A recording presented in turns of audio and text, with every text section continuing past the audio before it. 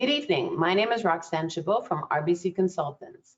Welcome to another International Dermatology Education Foundation Educational Series Webinar. This evening, we're going to be talking about visible results across all skin tones with Tremfya. Our moderator this evening is Dr. Leon Kircik.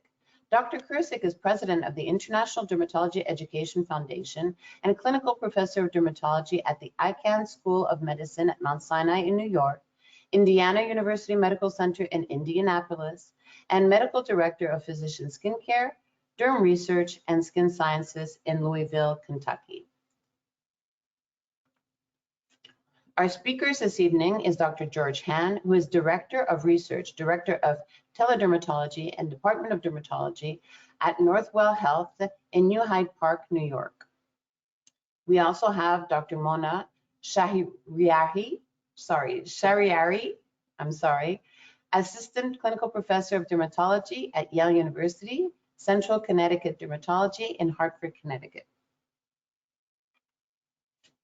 We'd like to thank our supporter, Johnson & Johnson, for making this educational event possible. Before we begin, if you're having issues hearing the webinar, you can listen to the presentation using your telephone. Just select phone call in the audio pane and the dial-in information will be presented. If you're having technical issues, please submit your questions in the question pane on the right-hand side of your screen. At the end of this webinar, a survey will pop up in your browser and will be emailed to you 1 to 2 days. We would greatly appreciate it if you could fill it in and send it back to us. Within 1 to 2 days of the webinar, a certificate of attendance will also be emailed to you. Again, if you want to submit a question, submit the questions in the question chat pane on the right-hand side of your screen. And now, without further ado, I will present Dr. Leon Kircik from International Dermatology Education Foundation. Thank you, Roxanne, and good evening, everyone. Welcome to another webinar from International Dermatology Education Foundation. Next slide. As you know, International Dermatology Education Foundation is a nonprofit organization, and our principal mission is to raise awareness and improve dermatology care all over the world through education, especially in underserved areas. And we've been around now for almost more than 10 years. Next slide. And we have served originally live programs, mostly in training programs, in residency programs. And during COVID and after COVID, now we're expanding our activities throughout the world virtually in North America, Canada, South America, Europe, as well as Southeast Asia. As you can see on this slide, a couple of our previous webinars. So tonight, next slide, I am really happy to introduce you Dr. George Han from Northwell Health in Long Island, New York, and Dr. Mona Shahriari from Yale University, as well as from her private practice in Central Connecticut Dermatology from Hartford, Connecticut. So they will discuss visible results across all skin tones with Tremfya. And really, this is very interesting. It's going to be a very interesting program because this is the first time we're going to see a biologic in psoriasis discussing different skin tones, different skin types. So it is going to be a tremendously useful program for all of us in dermatology who treat psoriasis with biologics. Welcome, George. Welcome, Mona.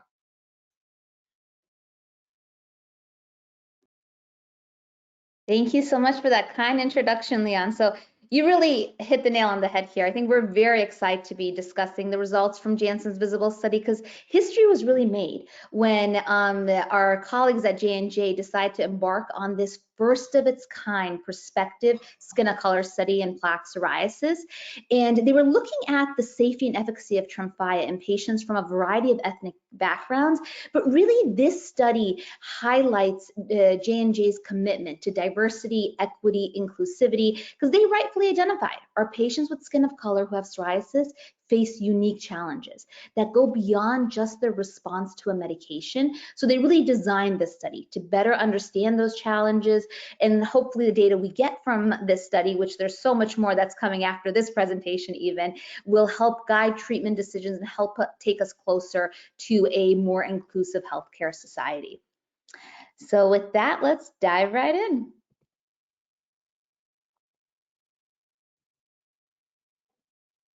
Just some housekeeping points. This program is brought to you by Johnson & Johnson. We've been selected by J&J to give this talk on their behalf, and we are being compensated for this presentation. This is a non-CME event, and as such, we will stay within the FDA guidelines of everything that we discuss.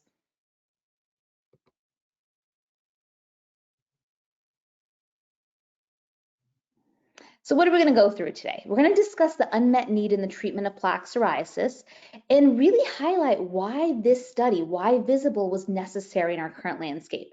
We'll get everyone grounded by going through some of the pivotal data for Tremfya, and then we're going to do a deep dive into Visible and look at all the unique aspects of this study and what it's really bringing to the landscape.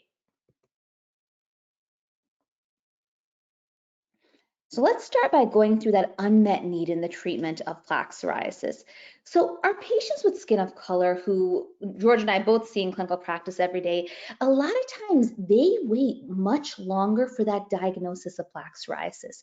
There are many reasons for this. The social determinants of health can oftentimes lead to individuals not being able to get specialty care by virtue of geographic location, sometimes because of their jobs. They can't see a dermatologist between 8 and 5, so they end up getting a lot of their care in an emergency room setting or in an urgent care setting where there isn't access to a specialist.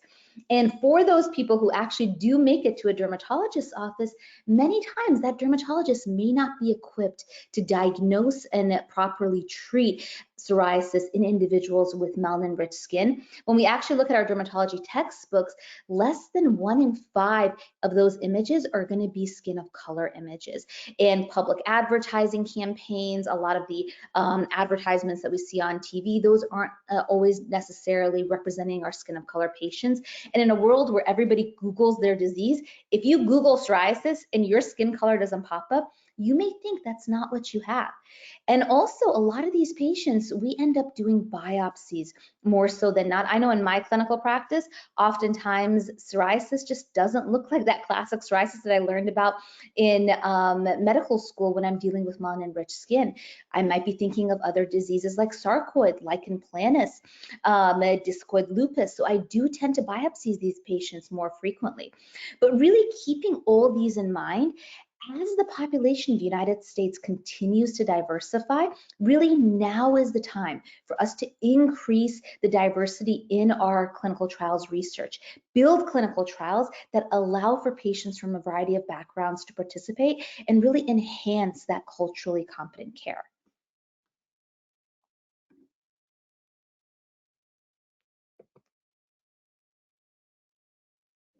So George, why don't you tell us a little bit about the prevalence of psoriasis?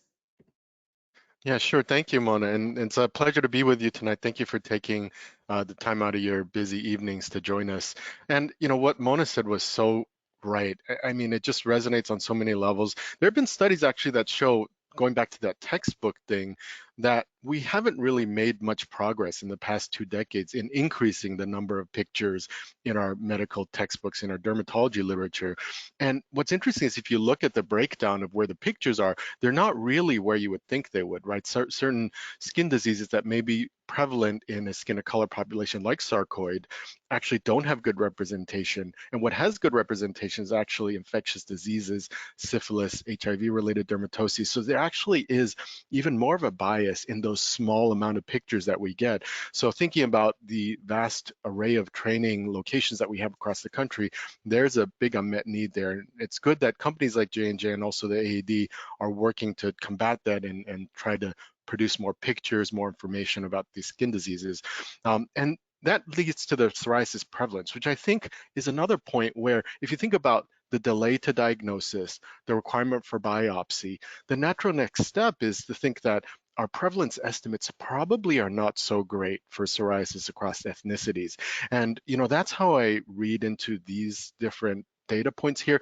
This is extracted from the literature, of course, and you can see here the first take-home point, I guess, is that the rates of psoriasis are relatively high in the general population. You know, we're talking over 3 in 100 patients could have psoriasis overall in multiple different categories. That's a lot of people.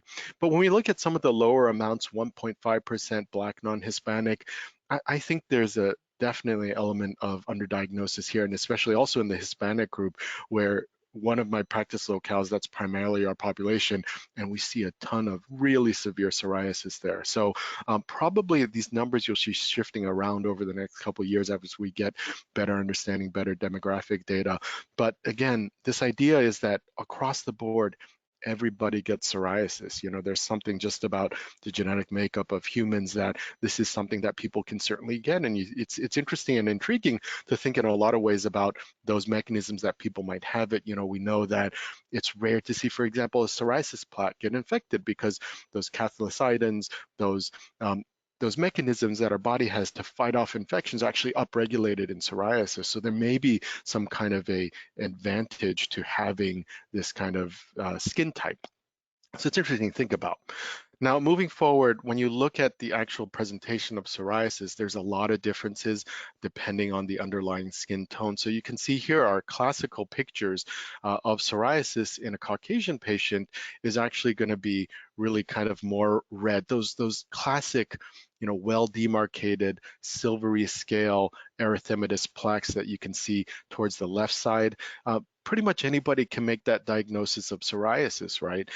But when you get to the right side, it becomes a lot more challenging, right? If this patient comes into you, especially, you know, if they're kind of not itchy, you start to look at them, looking at the body distribution, you're probably thinking things like mycosis fungoides.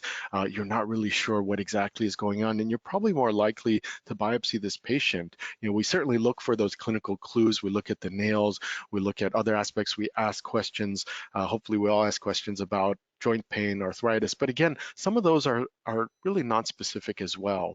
So you can see a lot of diversity in the presentation of psoriasis depending on the skin type, depending on the racial background of your patients. And in addition to just the plain, I would say, kind of physical appearance on the body where you have plaque psoriasis, there's also differences when it comes to the appearance of psoriasis where it affects.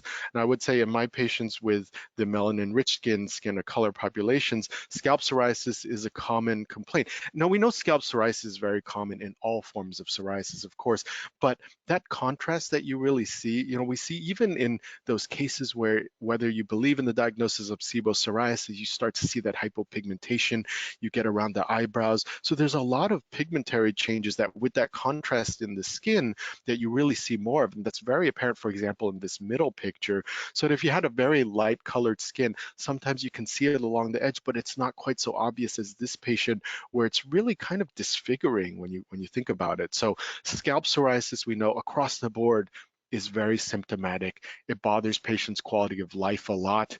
The flaking that they get on their pillows, on their clothes, the itchiness that you get.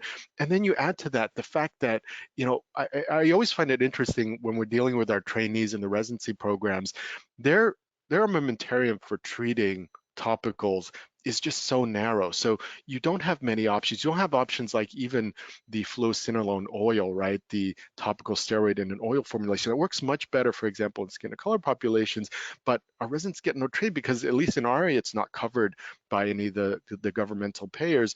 So really you're stuck with these solutions that sting and burn. And no wonder these patients get into this cycle and get fed up with the treatments because not only are they getting treatments that don't work well for them, they're also causing burning, stinging. It doesn't even go in their hair that well. They're also not perhaps getting offered these systemic treatments as much. They're not really being described what can happen in your skin type. They're not really seeing those pictures that align with both what they have in their treatment expectations.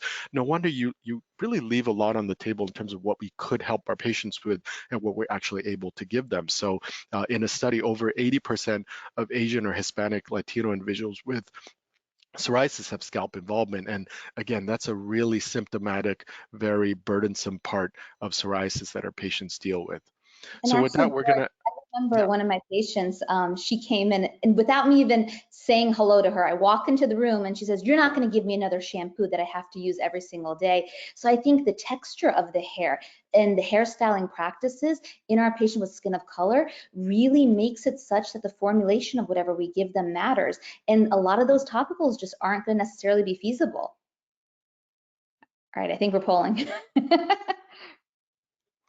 Yeah, and I would certainly, while people are voting, please go ahead and select your answer to this question. But I would definitely agree. And it was interesting because your paradigm, if you've never really dealt with patients and their hair care practices, I never would think of somebody washing their hair once a month at a salon and this is the only time they wash their hair, but that's actually a very normal thing. And I always find sometimes with the residents going in, sometimes with trainees, they don't necessarily ask the questions in the way they just say use this shampoo X number of times.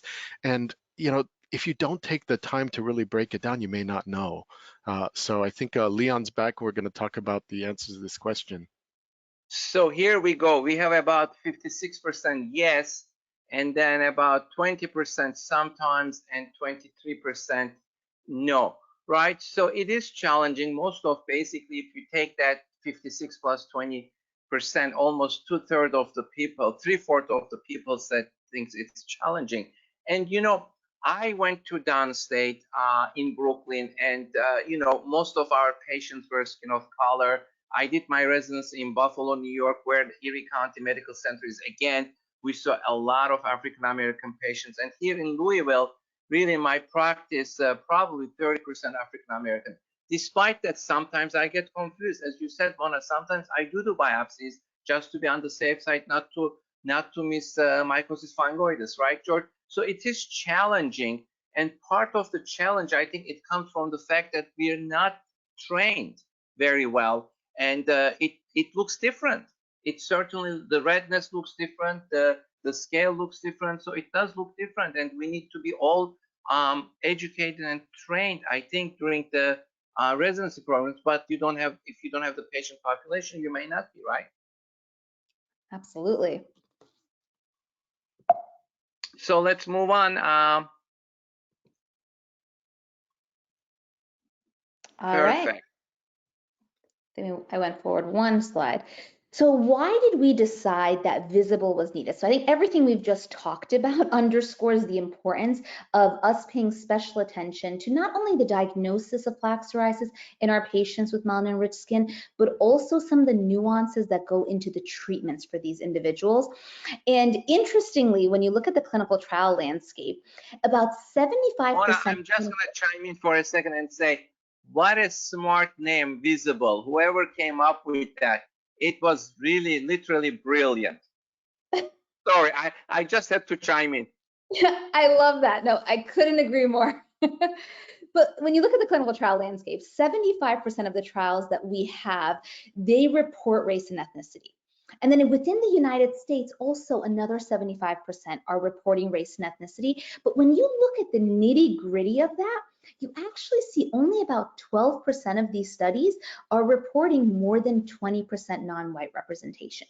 This is a problem because as clinical trialists, we know that that clinical trial needs to be a small group that's representative of the larger population so that we can take the results, whether it's efficacy, safety of a drug, and apply it to the larger cohort of real-world patients that we see.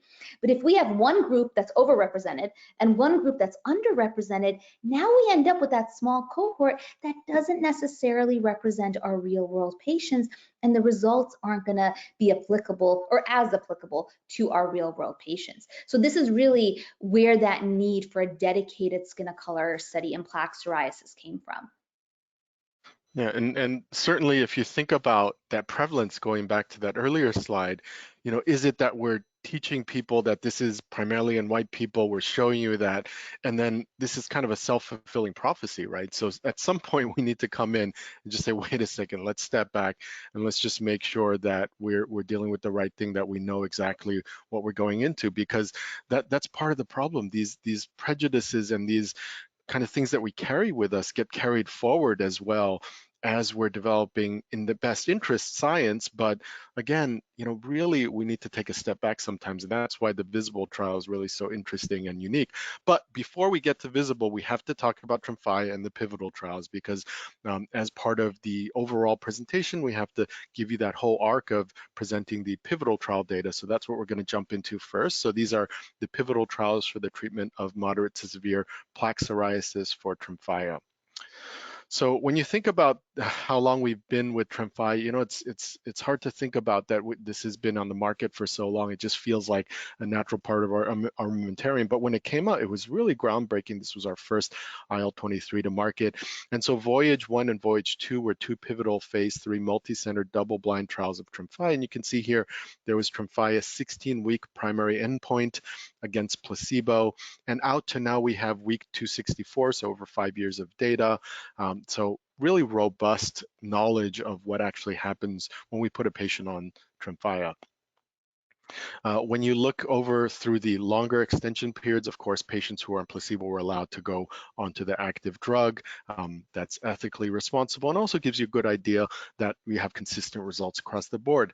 Now, this was our first study to really say that if I have a patient and I get them to 89% better from their original psoriasis, they're a failure. So this was a PASI 90 study. So anybody who got to PASI 90 was a treatment success by this binary cutoff. Anybody who didn't was not. And even with that high bar, and you can see the high bar by the low placebo response rates, by the way, 2 and 3%. So as you can see, you know, people really were not clearing their psoriasis by themselves. So 73 and 70% of patients got to PASI 90. Also, when you look at IGA clear or almost clear, that's 85, 84% compared to 7-8% for placebo. So very strong results across the board when we're looking at, especially when you think about those 73, 70%, you know, with some of our older medications, that was our PASI 75 cutoff. So this is a much higher bar, patients getting to a lot more clearance. Now, when you look at the adverse events, serious adverse events, infections, serious infections, when you look across the board, really comparable to placebo. When you look at the label, actually lists out all of the things that are higher than placebo. If you actually look again at the nitty-gritty, the details of the numbers, everything essentially is within 1 to 2% of placebo. So it's hard to even say that any of this, there's no statistics done, it's not significantly related to the medicine, it's just the numbers being the way they are. And again, everything within 1 or 2%. You know, I usually find that when we talk about these medications with our patients, they want to know, you know, what's my chance of getting clear? So that data earlier was actually very helpful to clear, almost clear 85% or so. I also use the information here that by week 24, over half of the patients get to an IGA of 0, which is clear. So that's also very helpful to give them an idea. By half a year being on this medicine, over half of the patients get to clear. But what's also important is they ask about the safety. They're like, what's the catch? They're thinking, you know, I'm going to grow out a horn on my head or something like that. Essentially, I tell them, you know, I expect your psoriasis to clear. I expect you to be much happier. I expect maybe you had some, you know, joint pains here and there that are going to get better as well. Expect your, you know, maybe your energy to be better, but I don't expect you to actually feel anything different because there's no side effect that pops at a high enough level that I actually have to really tell you about it, even injection site reaction. So I think that's really reassuring.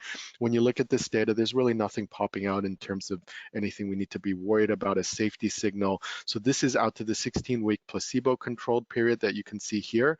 And then with that out of the way, we can finally jump to the exciting part. Can't wait, on the edge of my seat. So let's talk about Visible specifically now. So the remainder of the talk is really going to be focused on this new cutting edge data. So as we mentioned earlier, this Visible study was a landmark study. So dedicated skin of color in plaque psoriasis that really looked at patients across all skin tones, which means as long as they identified as non-white, they were allowed to be included. It didn't matter if they had Fitzpatrick type 1 all the way out to 6. The main goal was to assess the efficacy and safety of Tremfya in these patients, but the benefits went beyond those obvious clinical trial endpoints. We had a dedicated scalp cohort. So as George so eloquently mentioned earlier, scalp psoriasis is a big deal for our patient with plaque psoriasis as a whole, but it's even more of an issue in our patient with skin of color from a quality of life standpoint, from just the day-to-day hair practices that a lot of them have to do, which makes topicals not as effective. We also want to better understand that post-inflammatory pigment alteration, because whether it's hypopigmentation, hyperpigmentation, a lot of these patients, this does bother them even more than the psoriasis sometimes. So it was important for us to really delve into it and understand it. We also looked at early diagnosis of psoriatic arthritis, and then we used an objective way to assess Fitzpatrick type called colorimetry, what we'll go into in more detail. And finally, we were able to capture 20 20,000 plus images that's really going to live on as the legacy of this study in a huge database that will be a great educational resource for medical students, residents, HCPs across the board, to really help them become more familiar with how to diagnose plaque psoriasis in a variety of skin tones. Now, in terms of the clinical trial design, it was a pretty simple trial design, similar to the pivotal trials, but I'm going to go through some of the nuances here. So as I mentioned earlier, any patient who identified as non-white was eligible to be enrolled, and over 50% did have Fitzpatrick type 4, 5, and 6. And we had two cohorts. Cohort A was going to be your traditional moderate to severe body plaque psoriasis, but cohort B was a little different. We looked specifically at moderate to severe scalp psoriasis. So their scalp surface area had to be at least 30%. Their PSSI of the scalp had to be at least 12, and that IGA of the scalp had to be at least a 3, so moderate disease there. And they need to have one plaque of psoriasis somewhere else so we can confirm this is actually psoriasis that it is that we're dealing with. And we took these patients, we randomized them to either receive Tremfya at the FDA-approved dose or placebo. And at week 16, we looked at the proportion that had 90% improvement based on whichever cohort they were in, and the proportion that got to clear, almost clear. And after week 16, placebo went over to Tremfya, and we followed these patients out over time. All right, and colorimetry was one of the major ways that we assess that Fitzpatrick type. I know we've all looked at studies where a lot of times skin of color is defined as certain races and ethnicities, or skin of color is defined as having 4, 5, 6 skin. So here we really want to get to the root of what is that variety that we see and that diversity of Fitzpatrick types in our patients that identify as non-white. So we use the inner side of the arm, which is the area that the sun is really not going to shine, to get a better handle on what is the objective Fitzpatrick type of these patients. And interestingly, what we found, this next slide, as soon as it comes up, is when you actually look at that spectrum, there are people within the same racial or ethnic group who had from 1 all the way out to 6 in terms of their Fitzpatrick type.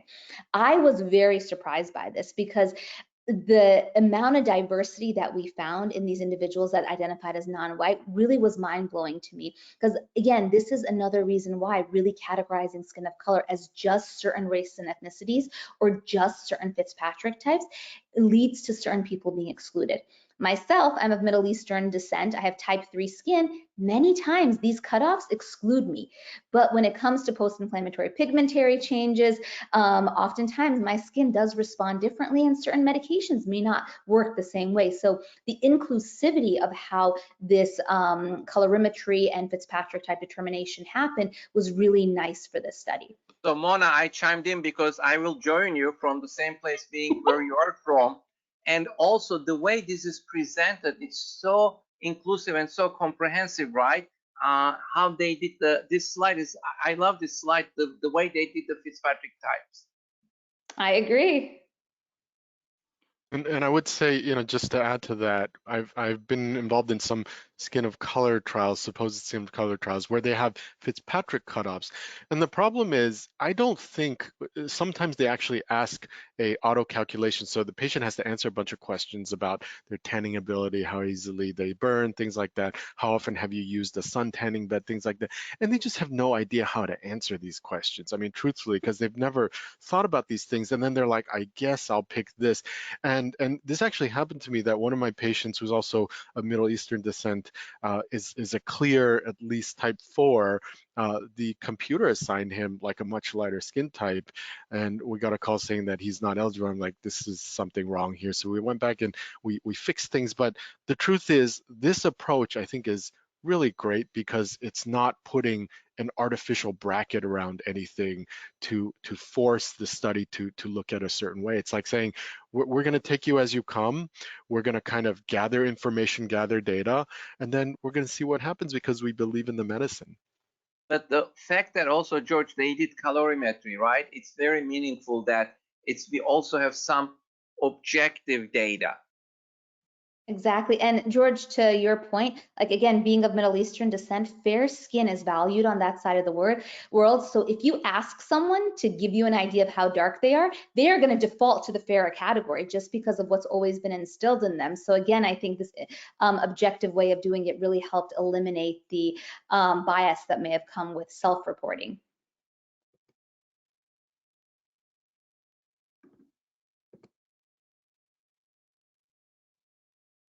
A little delay on my end. And then we also use enhanced photography to get a better handle on the, ooh, I think we went forward way too much. To get a better handle on the erythema as well as post-inflammatory changes that happen in our patients with skin of color. I'm gonna try to go back so you guys can see the pretty pictures. All right, we're going to stay here. So as we discussed early on, the erythema doesn't always necessarily look red. Yeah, I'm not even touching it. The erythema doesn't necessarily look red. So by doing this cross-polarized photography, we were actually able to see that erythema much more clearly.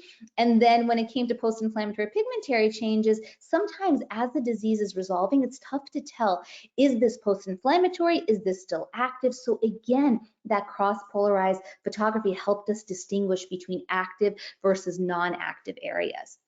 Any additional thoughts on this, George? So, yeah, I mean, so go ahead, Leon. No, go ahead, please, George. You're the president. I mean, I gotta defer to you. You make me laugh. But you know, sometimes when you look at the study results, when we do the PASI, and people rank sometimes the PIH as erythema, right? And you basically boost up those unfortunately PASI results incorrectly. So that becomes really important to differentiate the PIH from the erythema. Yeah, and you know what's, I think unfortunately we don't all have colorimeters in our practices yet. Maybe at some point in the future they're not terribly advanced pieces of machinery, but we all carry cross-polarized lights in our pockets for the most part. So this actually is pretty cool that they were able to demonstrate some of this.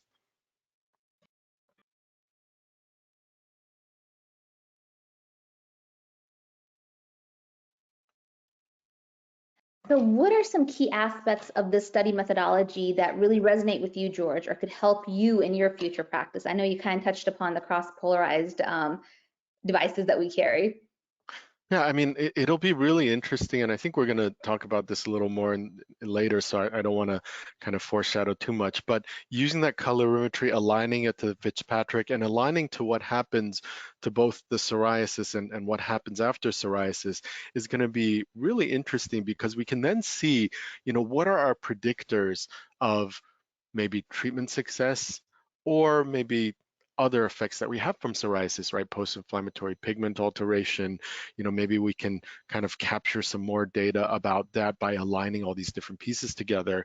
And especially when we're looking at certain skin tones, you know, you saw just from there that cross-polarized light gives you a better idea of really looking at what's maybe under the surface and getting rid of some of that surface glare, which is also important when you're taking just regular photographs of certain skin tones. It was really interesting. We embarked on this project for the AAD of developing a skin of color webinar of how to take photos in skin of color. It may not be surprising to you that in the early days of color photography, actually Kodachrome's, the color film, was developed in mind with just capturing light skin tones. That was how it was optimized for, and really was not dark skin tones. I show some pictures of early photos of mixed groups, and you see the darker skin tones actually just blend into the background, whereas you capture a lot of detail in the white color. What's really interesting to me, a nice tidbit from here, is that it wasn't people saying that we need to capture better images of people. It was actually chocolate manufacturers and commercial furniture manufacturers that drove the film industry to develop better color differentiation, because they were saying in their print ads, people couldn't see the color of the chocolate or the brown furniture as well as they should. So it's really interesting when you look at the historical basis of this, all the biases that we carry forward that we don't even realize that we're starting to really understand better now. That is so important, the chocolate and the furniture industry, George. That's really cool information. But what I was going to add is that not the methodology, but the fact that Johnson & Johnson did this study, skin of color study in psoriasis patients, right? In dermatology, we all know that atopic dermatitis is very common in African American patients. We see them all the time. But when we think of psoriasis, we really don't think of skin of color patients. It's usually the patient demographics. What you see is usually obese, middle-aged white men, right? That's what you see. And I always thought that I see that because I'm in Kentucky, but across the board, that's what we see everywhere, right? So people don't think of skin of color patients in psoriasis. So this was actually very commendable that they did this study in psoriasis rather than in any other disease state. Couldn't agree more. And with that, George, why don't you walk us through cohort A? Okay, so if you remember, there were two cohorts. Cohort A is the body psoriasis. They had the PASI threshold. So instead of having a requirement for scalp, these patients, of course, could have scalp psoriasis as well. We'll talk about some of the differences between the different cohorts in a little bit with regards to that scalp psoriasis, but they had to have, moderate to severe body psoriasis with inclusion criteria pretty similar to a lot of our main pivotal psoriasis trials on that front. So when you look at cohort A, we have, I think, a lot of teachings from it. And when you think about what needs to be done to develop an entirely new clinical trial program in skin of color population in a disease state where we know that traditionally a very minor proportion of patients were enrolled from these categories, you had to find new sites, new places, new people to conduct these studies. So there was actually a lot of work that had to be done even leading up to the idea of this study and really putting it into effect. So a lot of commendation, I think, deserved there. When you look at the co-primary endpoints here, clear, almost clear PASI 90 responses by week 16. Again, your attention to those very low placebo response rates. But when you look at IGA 0/1, PASI 90, interestingly, we usually see, pretty close correlation with these two numbers. Here you see IGA clear, almost clear, 74%. That PASI 90 threshold cutoff, 57%. Now, some of you might be thinking, well, that looks lower than the numbers you showed us earlier in the pivotal trials. I will tell you two things. One is that this is a smaller cohort. When we look at, similar to when you look at our phase 2 trials, we kind of put a different lens on it. That phase 3 data, more robust. You see the two parallel trials usually following pretty closely. The other thing I will say is that when you have a binary cutoff like PASI 90 and you have an average response rate that's very close to that number, you're in that fat part of the bell curve, meaning a few patients either way is going to have a big effect on your number. We can talk about that in detail if people have questions, but I find a lot of that kind of functioning here in that a lot of the patients were just short of that PASI 90 threshold cutoff.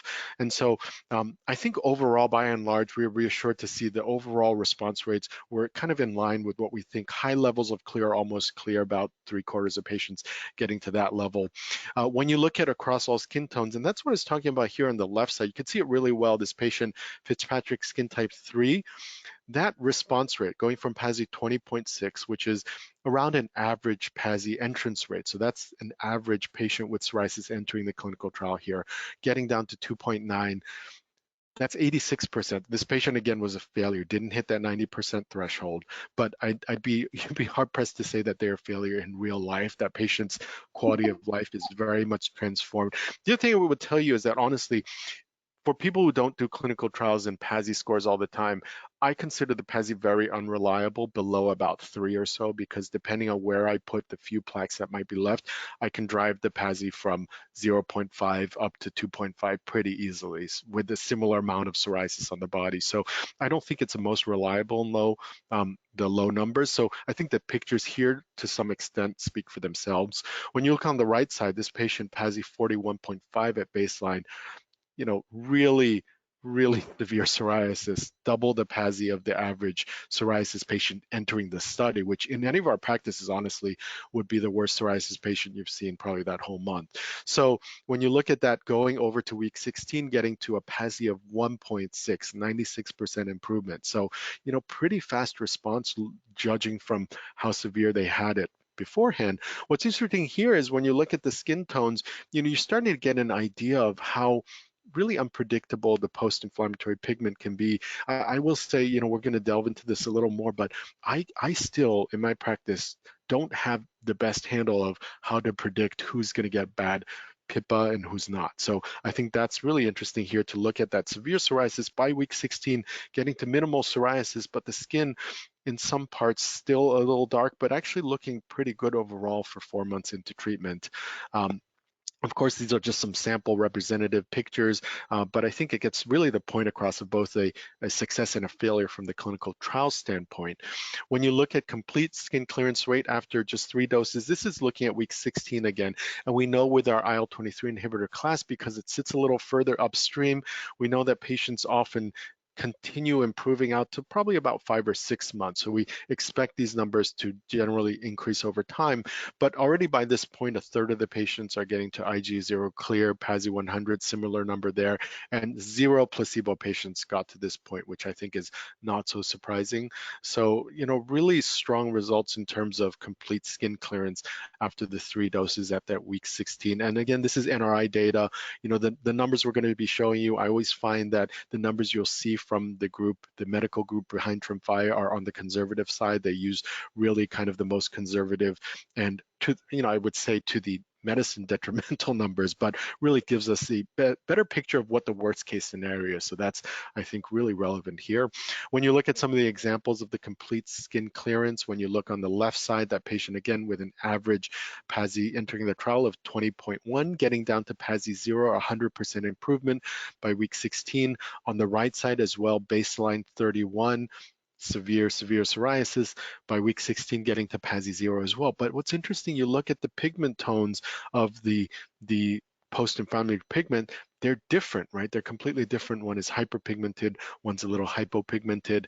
So I think that's another really interesting point. They have such a wide array of skin tones. They're going to have the colorimeter data, they're going to have the clearance data, and we're going to be able to really learn a lot from the patients who are doing well, also the patients who didn't quite get to that 100% clearance, and their trajectory from there as well. If you look at the mean BSA improvement from baseline after 3 doses, that gets to close to 80%. So about 4/5 of the psoriasis in terms of body surface area going away by week 16. You know, I find these kinds of mean BSA, mean PASI measurements to be pretty relevant for our patients. And here you see the mean percent PASI improvement. So kind of a little different again. BSA is just straight body surface area, the palms that we calculate. PASI has little kind of buckets of percent body area, but also takes into account other factors like erythema, thickness, scale. When you look at this, the mean improvement is 84%, and that's what I was talking about earlier. That's pretty close to 90%. So within that range, you know, a few patients either way is actually going to put you big differences in a relatively small cohort in terms of that threshold cutoff. So I think this is actually perhaps a little more reliable when you're thinking about the overall response rates. As you can see, the slope is still going up. The patients are still improving past 16 weeks as we'd expect, knowing what we know about Tremfya. So we certainly seeing very good kind of early time points out to week 16, and you can see here week 4 and 12. So by week 4, almost half of the psoriasis PASI-wise is gone. So I think that's also really relevant for our patients in terms of expecting what they can get to, but also how quickly they can get to that point as well. So pretty similar results and numbers that we see across the board for our visible study, as well as the pivotal trials and our data that we have from real world. When you look at skin tones, just some more pictures because everybody loves pictures. Again, on the left side, that the different body part of that same patient we saw earlier who got to the 86% improvement, so not quite at that 90 threshold, but again, their psoriasis is still largely gone. Their quality of life, they're able to wear short sleeves and short pants now. So really very different when you think about, you know, some of those things the DLQI asks you, do you change your wardrobe based on your skin condition? And this patient can finally say no to that question. Again, on the right side, this patient, looking at him, not only getting to a good level of improvement, but this is 79%. This isn't even, something that's that close to PASI 90, but a dramatic difference when you look at the skin. And again, really interesting that we actually don't see, on this picture at least, really any post-inflammatory pigment alteration, which is kind of a little wild to me, thinking about that patient getting from 45 down to PASI 9.6 and really kind of clearing all of their skin back to the normal color as well. So again, we're not very good at predicting those things. So some of the teachings from this trial will really help us on that front. George, one thing I want to remind the audience, we never think about, when we talk about PASI 75, we always think about 75% improvement. Actually, PASI 75 includes all the way to PASI 89, right? 89% improvement. And we don't think about that. That's absolutely true. So with that, let's transition to cohort B. So as everybody recalls, cohort B was our dedicated scalp cohort. So these patients had to have moderate to severe involvement of the scalp. And if you take a look here, the patients on average had disease for over a decade, and the mean scalp involvement was about 60%.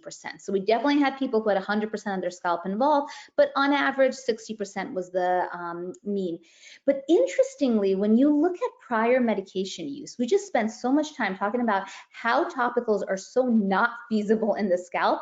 And 9 out of 10 patients had used a topical, but less than 1 in 5 had ever been on a non-biologic systemic or a biologic. And that's really interesting, given that our patients with skin of color, by virtue again of their hair texture, their hairstyling practices, topicals aren't going to be feasible. So these patients seems like they're not getting anything, even though they're sitting with their psoriasis for more than a decade.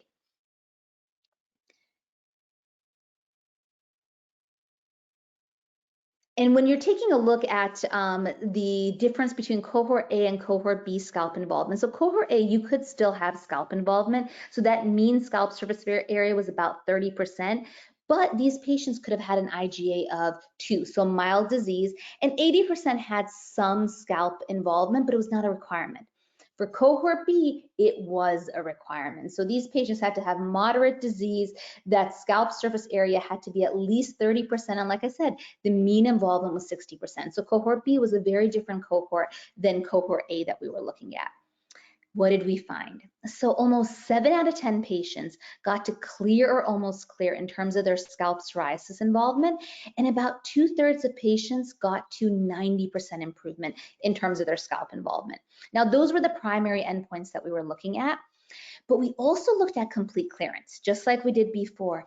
And we see 6 out of 10 patients who got completely clear in terms of their IGA and had 100% clearance when we're looking at PSSI 100. I'm going to go back one slide because I want you to remind you of the numbers. So this is the number of people who got to the primary endpoint, and 6 out of 10 were able to get completely clear. So of the people that got to that primary endpoint, 85% of them actually were completely clear. This is huge for our patients with skin of color, and something that I think is really going to move the needle in terms of their comfort, their quality of life. But as we saw before, everybody loves photos. So we're going to go through some photos to see how this is impacting our patients. So we have the patient on the left, Fitzpatrick skin type 3. At baseline, we actually see quite a bit of involvement. Again, I'm not sure how well the photos are resonating on your end, but after 3 injections of Tremfya at week 16, we see that plaque psoriasis really melt into the background. However, I really like the patient on the right. This is someone with darker skin tone, so skin type 6. And you not only see those silvery plaques in the scalp, you're also seeing areas where there's hair loss. And at baseline, that PSSI is a whopping 72. And then after 3 injections of Tremfya, they are completely clear in terms of scalp disease. And what is most telling to me is, look at her hair. She has a new hairstyle. She has hair coming in through those areas where we had patchy hair loss. So with Tremfya, we're not just clearing the skin of patients with plaque psoriasis, we are changing the lives of individuals. And I think that's really an important take-home message to keep in mind.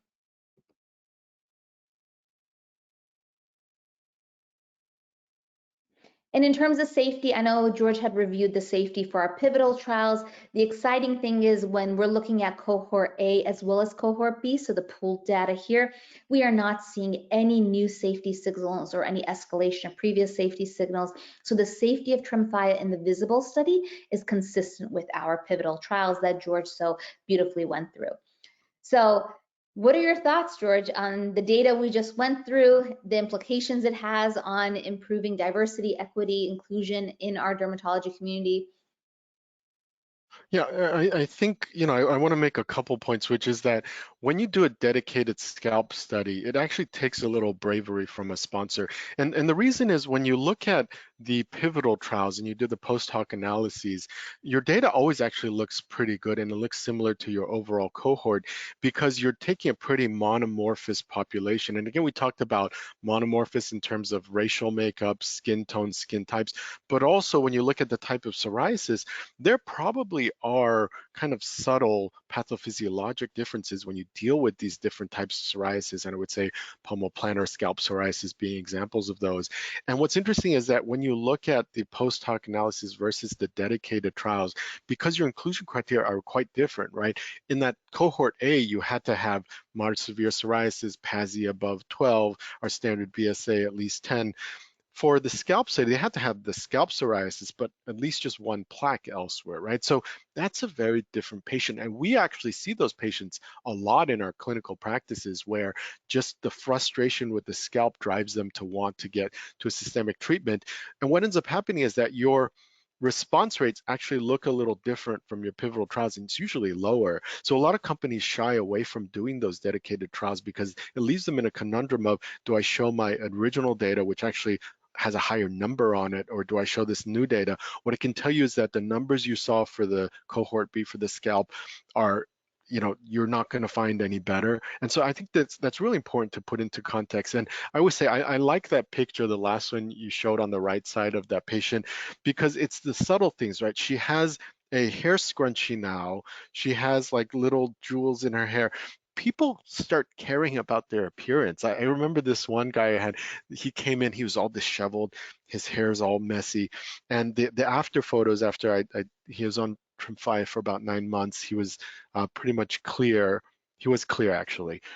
And he had, hair gel in, and he actually cared about how he looked. And those subtle things actually make a big difference. Mona, you mentioned that more than 85% of the people got topicals for their scalp psoriasis. Very small percentage, only biologics or small molecules. More than 30 years ago, when I was a resident, I still remember we used to make a concoction. It was Lidex gel, which was the steroid, Keralic gel, which was the salicylic acid, and Estar gel, which was the tar gel. And it was a horrible thing to give to people, but we didn't have anything else, right? We didn't have biologics. All we had was methotrexate, not even cyclosporin. And I cannot imagine nowadays you can do that to someone in Connecticut or someone in Long Island. You probably get sued because it is such a horrible thing to put on your scalp. So we are very lucky that we have come such a long way in treatment of psoriasis. Absolutely. I feel like those measures seem so barbaric to us nowadays, when in reality, they were the standard of care at one point. Exactly. All right, so let's move forward. Other insights from Visible. So as we mentioned, this is just the tip of the iceberg, which I think actually is probably the most exciting part about all of this, is that there's so much more to come. Not only as we follow the data out further and we get more robust data in the long term, it's really, I mentioned this a couple of times now, but that post-inflammatory pigment alteration. And again, it's just because it affects my patients a lot. And I would say the teachings that we get from this trial are going to be important, not just for psoriasis, but think about if you can align colorimetry or align better predictors of post-inflammatory pigment, and also align that to underlying mechanisms of PIPA, which we don't understand well at all. This could have a lot of implications in your cosmetic treatments, how hard you push lasers when you're treating patients with skin of color, what to expect with certain peels, depths of peels. There's just so much that we could really help guide our patients with if we understand post-inflammatory pigment alteration better. So I think that's really important, and that's going to come out of this.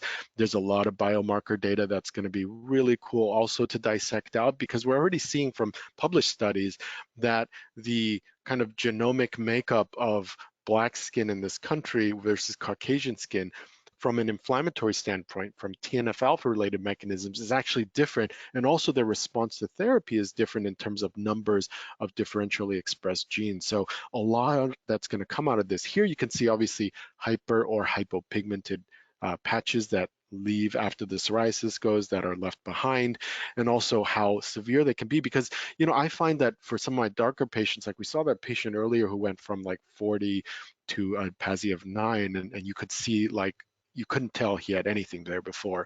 But I find some of my more moderate skin tone patients, they'll carry that post-inflammatory hyperpigmentation for years afterwards, after we clear them.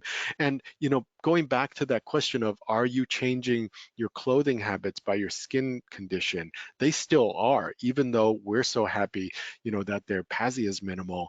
They're really, you know, wishing that they could get a hold of this visible stain on their skin. So that's really interesting. So Visible was actually designed to further understand psoriasis-associated post-inflammatory pigment alteration. For the record, the medicine does not treat PIPA. It's just, you know, we know this happens, and let's collect some data, let's collect some teachings from this. And you can see that bottom row, that hyperpigmentation, even though the patient got to PASI 0, IGA 0, BSA 0, you can clearly see that something is going on. If that patient shows this to somebody, they're going to be like, oh, what's going on there, right? So again, you know, we can treat the disease, but we need to also better understand what it leaves behind. And also helps guide us, I think, in terms of what to counsel patients on, because as the patient is maybe a little apprehensive about going on a systemic therapy, you could say, look, you know, with your skin tone, I know that if we let this go on, we could maybe treat you eventually, but it's going to be much harder to get rid of those stains that leave on your skin. And that can be part of our patient counseling as well, I think, in the long term. So a lot of important teachings from this. What do you think, Mona? No, I agree fully.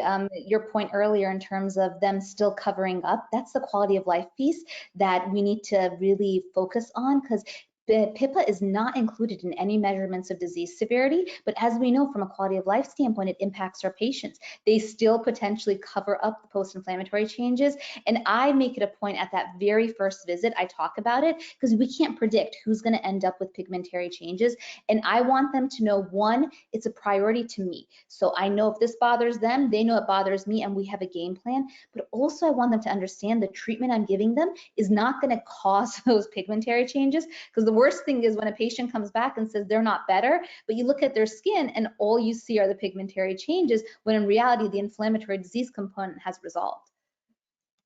Yeah, and I think this is our first good opportunity to really fully elucidate those mechanisms underlying PIPA, because right now it's kind of we have no idea. There's publications out there, a lot of theories, but nothing that I would say is set in stone or really has been conducted in a large enough cohort to really, you know, take home with us and really see as gospel. So I think there's going to be a lot coming out of this in understanding PIPA, both correlating that with some of those Fitzpatrick colorimeter types, and as well as some of the underlying genomic biomarker data.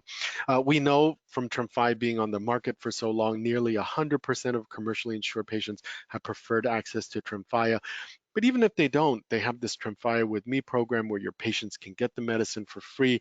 I found that their foundation, that their program have been very generous in terms of, you know, income limits, getting the patients on the medicine, continuing them on it, even if they can't get access after a year, after 2 years.